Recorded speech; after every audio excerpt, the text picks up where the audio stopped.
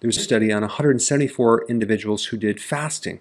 And yes, it was medically supervised, but there was a 90% success rate of lowering blood pressure into a fairly good range when people did fasting.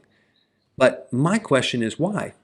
Well, this is why. Because fasting is the most powerful way to lower insulin. And when you have high insulin, because you have insulin resistance, the arteries become very, very stiff. And so one of the root causes of hypertension is a blood sugar problem coming and being caused by insulin resistance and high levels of insulin. But the high levels of insulin that should normally lower the blood sugars is not working because of the insulin resistance. The point is this: if you have insulin resistance, you're at risk of getting hypertension. And this is why people that have the metabolic syndrome, syndrome X, one part of that is hypertension.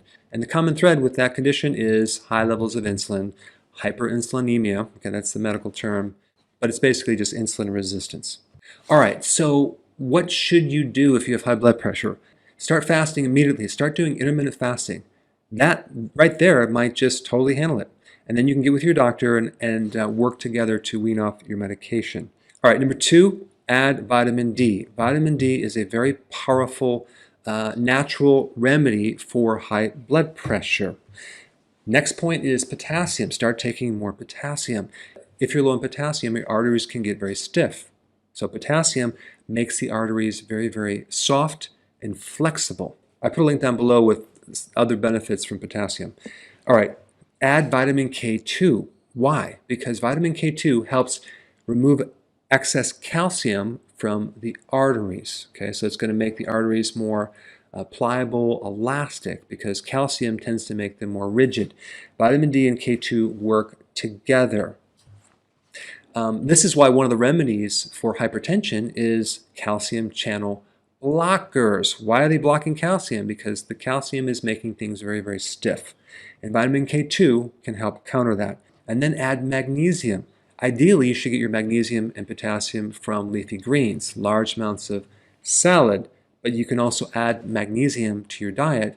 Like magnesium orotate is a really good one, and watch your blood pressure come down. But those are all the nutritional things that can help you.